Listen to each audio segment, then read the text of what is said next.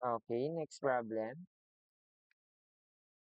Next problem, given the sides of a triangle ABC, A, drawing niyo yung triangle, no? Para hindi kayo mahirapan. Gamit kayo ng ruler. Kahit, kahit di naman maganda yung triangle. Basta may triangle. Basta, alam niyo yung pag-name ng triangle is side, angle A, angle B, and angle C. Kapag angle, capital letter, and then yung side opposite ng angle, yun yung small letter. So, this is side A, side B, and side C. So, given ka ng side A, that is 36.3, B is equal to 23.9. Si angle A equals to, the angle opposite side A is 102.7 degrees. So, ang hinahanap natin is compute the value of side C. So, ako siguro cosine law gagamitin ko dyan kasi given ako ng side tatlo. Tama? Tatlong side. Tapos may angle. So, we will use 36.3 squared is equal to C squared plus 23.9 squared plus, minus pala, sorry. Minus 2 times C times 23.9 cosine of 102.7. So, magkano si C? 1 tsaka si C2. So, dalawa yung value ng C1 and C2. So, mode 5, 1. Ay, mali. Mode 5, 3 pala. Sorry. So, that is 1. Coefficient ng C squared minus 2 times 23.9 times cosine of 102.7. Then, 23.9 squared minus 36.3. Ano nga minus? Oh, pwede pala yun. Maging isa lang yung value. 22.568. And the other is negative 33.077. So, ang tamang sagot is yung positive. So, ilan yung possible? Isa lang, no? May isa din pala siya. So, i-check nyo talaga siya, no? So, ilang possible? Triangle yung gagawin. Again, sa pagsasolve, minsan 4 minutes yung nakalaan dyan, pero kayo, kaya siya i-solve ng less than 4 minutes na. Number 18 na tayo. Okay.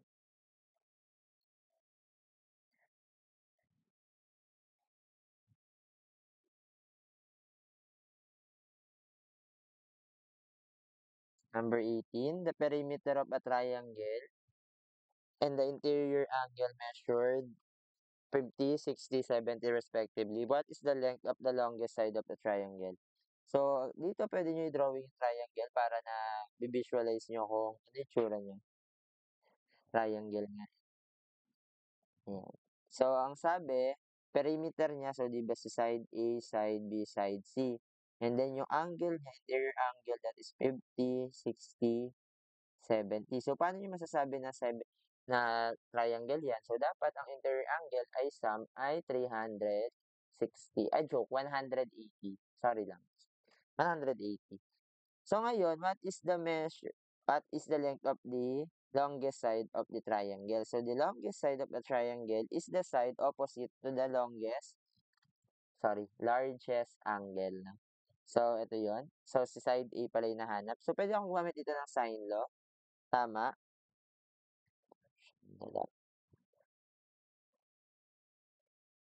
Miss na ako. A plus, ano ba?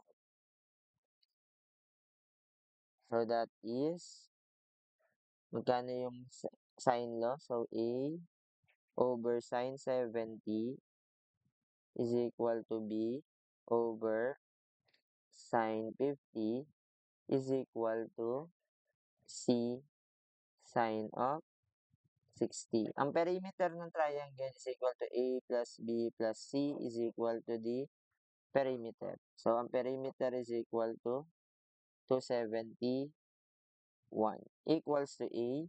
Ano yung value ng B? In terms of B, A, that is A sine 50 divided by sine of 70. Ano ang value ni C? Gamitin mo naman to. So, A sine 60 over sine 70. So, substitute lang natin dito sa value ng B and C. So, A sine 60, A sine 50 divided by sine of 70 plus A sine 60 divided by sine 70. So, magkano si A? Shift solve nyo na lang. Kasi one equation, one unknown siya. So, that is mode 1, 271 equals, variable error. 271 equals, bet I shift solve ako. Alpha equals x, no, si A, divided by plus x sine of 50 divided by sine of 70 plus x sine of 60 divided by sine of 70. Then you will use shift solve. That is 99.02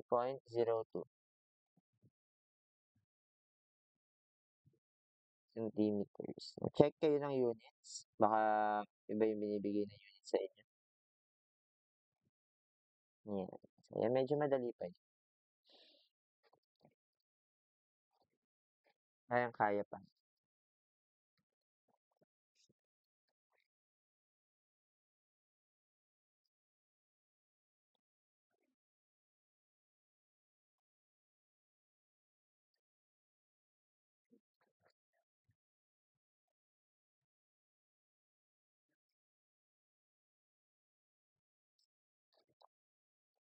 Next.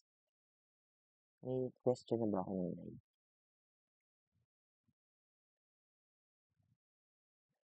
Tapos muna tayo sa 19, sa 20 na.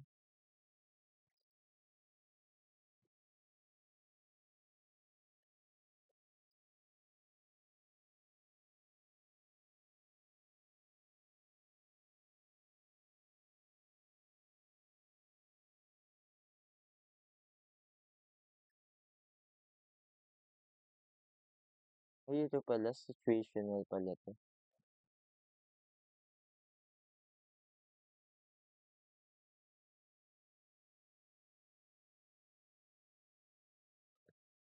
Number 20 na tayo.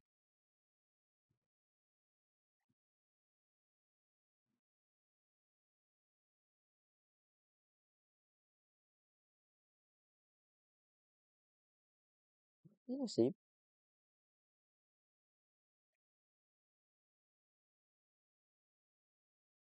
Na-save.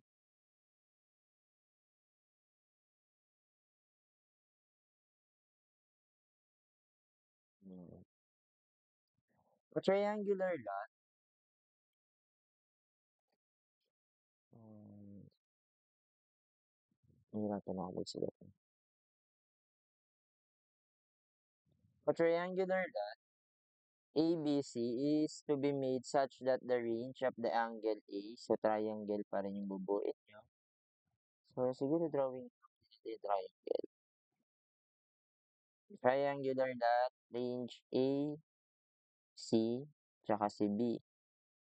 So, ito daw, nag-range ng 55 to 65. Ito naman, nag-range ng 100 to, feeling ko erroneous to, 110. So, gamitin natin yung dalawang pinakamalaking sa angle, tama? Pagka ginamit mo yung dalawang pinakamalaking angle, tapos makukuha mo yung susunod na angle. So, di ba ang interior angle natin is 180 minus 110 minus 65. So, pwedeng maging 5, no? Pwedeng maging 5 degrees to, gamitin naman natin yung dalawang maliit. 180 minus 100 minus 55. 0 to 25 degrees. So, pwedeng maging 25 degrees yung isang side, no? Kaso wala sa choices. Pero, sila siguro. Pwede ba mag-15? Oo, pwede mag-15. Pero pwede rin naman siyang maging 5. No? So, ang sagot is erroneous. No? So, ang sagot is 5 over 5 to 25 degrees. Pwede ba maging 35 degrees? Parang hindi, no? So, try nga natin. Si 110, 180 minus 110 minus 50, 55. 15 lang, no? So, what if mga 60? Gamitin ko ng 60. 10. Hindi talaga pwede. 65. 5. No, hindi pwede maging 4. Kasi kapag ginamit natin si 26, no? So, for example, you have 180 minus 55 minus 26. Dapat, pasok siya sa ano, di ba? Kung naging 26 na yung isang angle, magiging 99 lang yung third angle mo, di ba? So, magiging, hindi siya abot dito sa 100, no? So, for example, naging 4 naman, pasok ba sa 121? Hindi, no? Kasi 121 yung kailangan natin. Dapat hanggang 110 lang. So, try nga natin sa 65. Ayan. 111. So, ibig sabihin kapag 65 ginamit mo, tsaka yung 4, mali ka, no? Pero pagka tinignan mo sa choices, 55 mo, pwede bang maging 55 yung isa pang angle? Hindi na. Baka ito. Guys, mali ito, no? Parang kung ako magsasagot ng board exam, ito yung sasagot ko, si letter A. Bakit? Bakit kamo? Kasi, 55 to 25, eh, yung sagot natin is 5 to 25. Baka dumoble lang ng type si 55. Ako, yun yung sasagot ko. Yung 5 to 35, mali. No? 15 to 25, no? Sabihin nila, eh sir, baka tama din to, na typo lang. 1.5, which is mali talaga yung 1.5. Pero yung dalawang 5 na na-double ka, di ba minsan na-double click nyo yun? So, yung chance na pwedeng mali. Pero erroneous na. Punta tayo sa number 22. 21 na pala. Ay, tapos na to. Ayan. Or situational. Situational ata natin. Situational.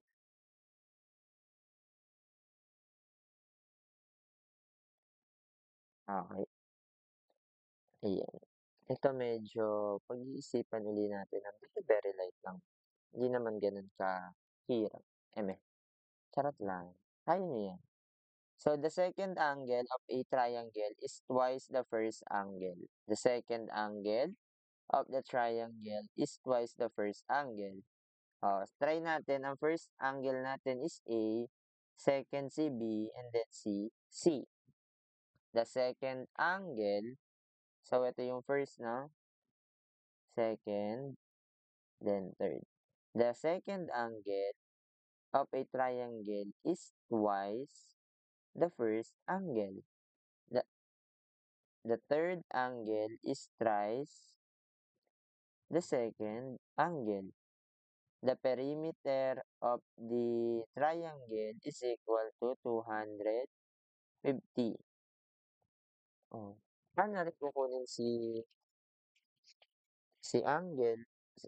You have two equations. Ano pa isa nating equation? Alam natin na yung interior angle ng triangle sum up to 180. So, substitute lang natin. Si B na lang, no? In terms of, ano ba maganda? Si A in terms of B, tsaka si C in terms of B, sorry. So, A is equal to B over 2. B, and then si C is equal to 3B. So, substitute lang natin. We have B over 2 plus B plus 3B equals to 180. So, magkano yung second angle? So, x over 2 plus x plus 3x equals to 180. So, that is equal to 40 degrees. So, magkano si A? 20 degrees. And then si C is 120 degrees. So, what is the angle of the second angle of the triangle? So, that is B, 40.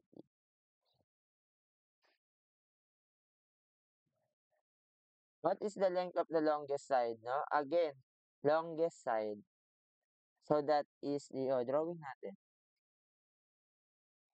Pero kung kabisado nyo yung formula nito, merong formula to. Pero ako suggest, drawing nyo na lang. A, this is A, B, C. So, ang angle A natin, 20.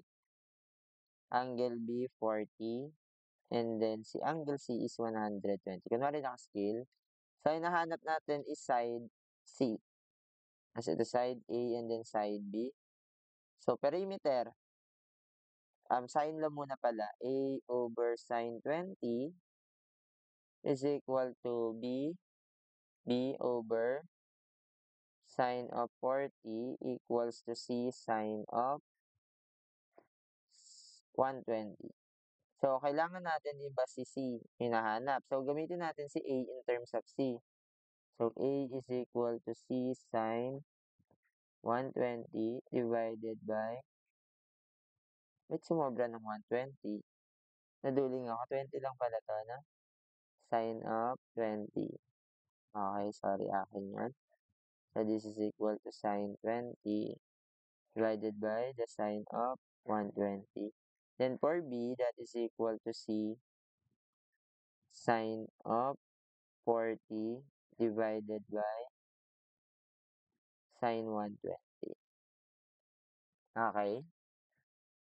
For the perimeter, that is equal to 250 equals to A C sine 20 divided by sine 120 plus C sine 40 over sine 120. Pero nakikita nyo na yung formula.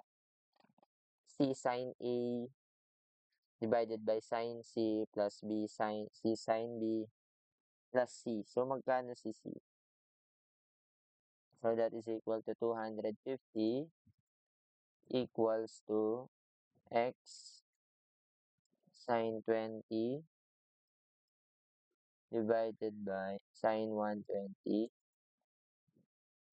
plus cx sine 40 divided by sine 120 plus x. Guys, alam nyo ba na pwedeng shift solve gamit ibang letter? So, that is equal to 116.98 centimeter. Na-try nyo na yun, mag-shift solve ng ibang letter. Para na-store nyo na yung value.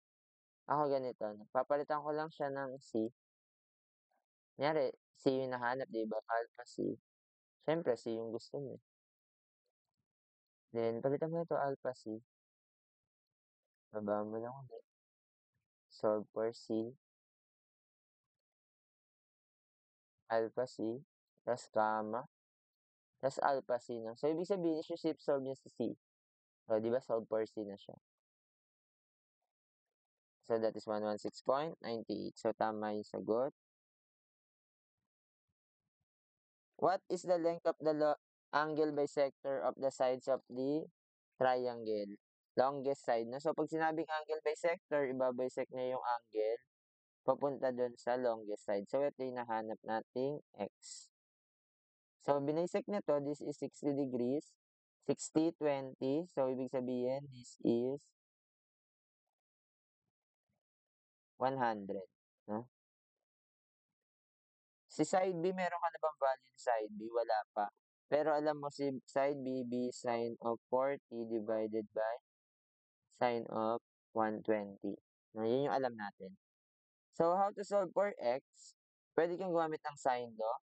So, x over sine 20, di ba? Ito yung side, opposite, angle, equals to b over sine of 100. So, magkano si x? So, si b, that is c sine 40 divided by sine 120 multiplied by sine of 20. So, magkano si x? Magkano nyo daw si x? M. So, di ba nakastart ka na sa C? Okay, pwede mo gamitin sa calculus yun. C times sine 40 multiplied by sine 20 divided by sine 120 equals 29.69.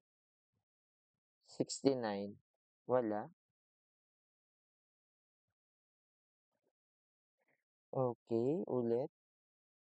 B sine 40 over sine 120. Tama ba?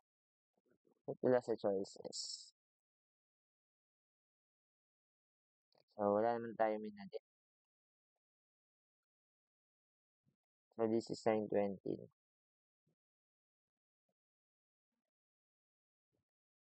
Double checking. Input sa calcu. C sine 40 over sine 20 divided by... Oh, sorry. Akin. Ay, hindi. Tama pala. Over sine. Kulang pala tayo ng sine 100. No? Divided by sine 100. Divided by sine 100.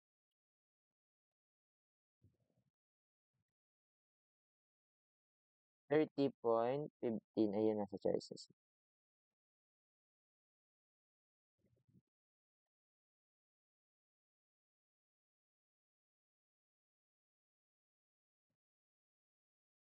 Ayan, okay. I'll give you time to picture. Screenshot nyo na po. SSD 54321 12345.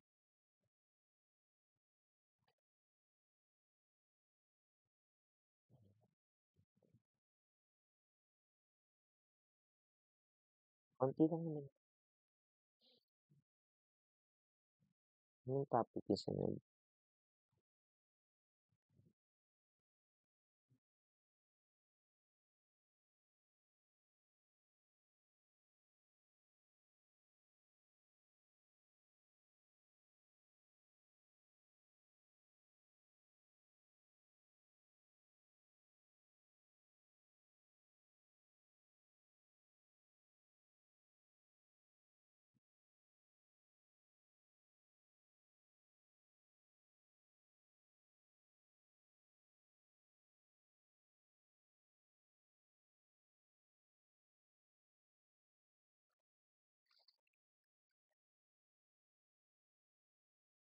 Okay, number 24. The three sides of a triangle measures... Oh, drawing mo yung triangle.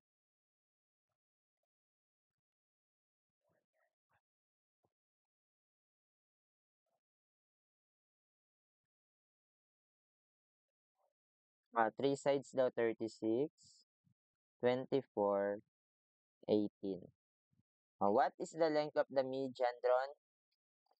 The longest side to the opposite vertex. So, pag median, so, di ba yung longest side? So, ito yung longest side, 36. Iko-connect lang natin.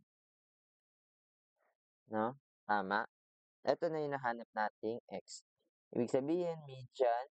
So, this is 18. This is also 18.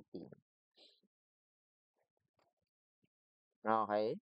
How to solve for that x? So, ako ay suggest kunin nyo yung angle nito. This is alpha. So, cosine law. So, di ba the cosine of alpha is equal to a squared, no? Yung opposite squared, ay yung adjacent niya, that is 36 squared plus. Dinirect ko na, no, ay assume na kabisado nyo na yung cosine law.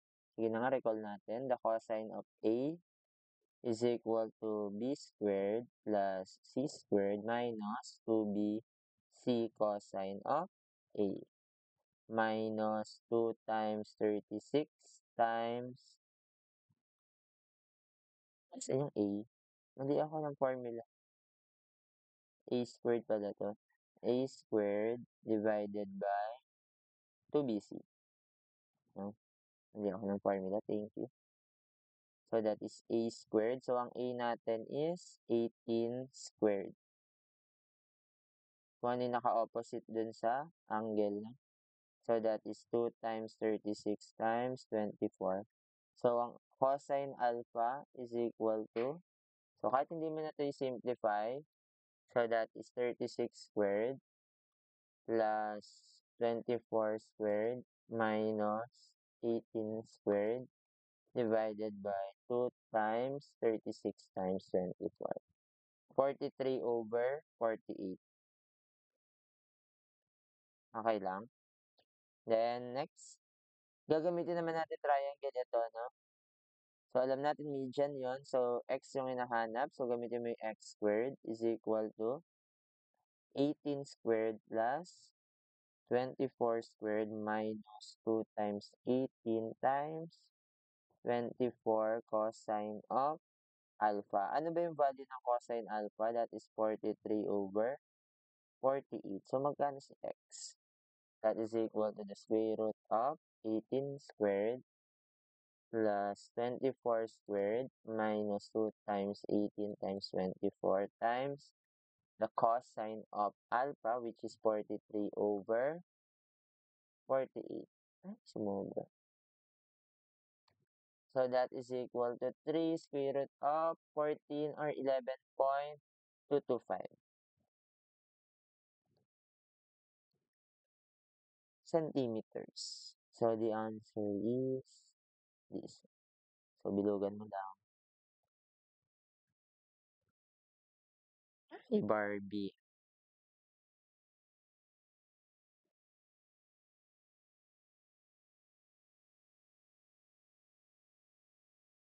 Sige, picturean nyo. Screenshot.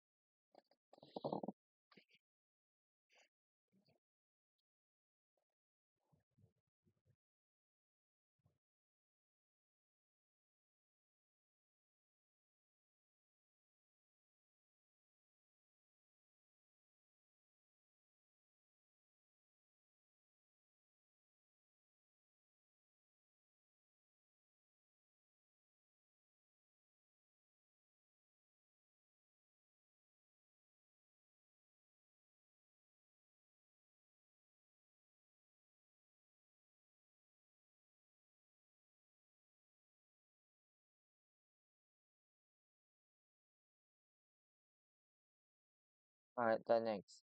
If the perpendicular bisector of the two sides of a triangle meet at the third side, the triangle is being described as a right triangle. Sure ka ba na hindi? Pero syempre, if the perpendicular bisector of the two sides of a triangle meet at the third side, what kind of a triangle is being described? So, isipin nyo, no? Meron kayo dyan na perpendicular bisector, no? So, binisect mo daw yan. Ito, binisect mo siya, tapos binisect mo din yan. Tapos, nag-meet daw siya dito sa third side, no? So, siguro, try natin yung cute. Scalene triangle. Di ba pagka scalene triangle, hindi siya equal lahat ng side. So, siguro, pagka perpendicular bisector mo yan, perpendicular bisector mo to, tapos kinuha mo yun dito, may chance, no? Pero, ang pinakamagandang gawin dyan is yung right triangle, no?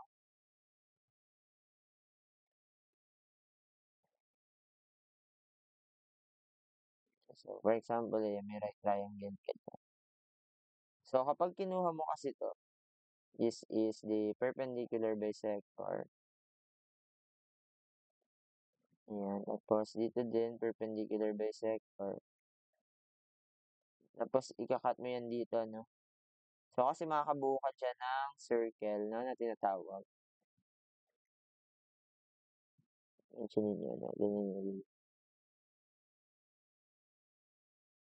Basta, meron tayong tinatawag din kasi diyan na in-circle 'no, circumcircle. So, kapag nagbuo ka ng circle dito na nakapalibot,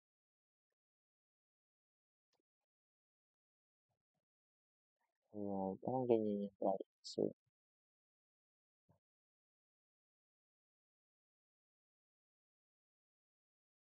Ayan. So, again, kapag makakabuo ka ng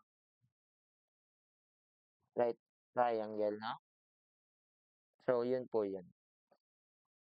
So, perpendicular bisector of the side meets at the third angle, what kind of a triangle is being described? No, right angle po siya or right triangle.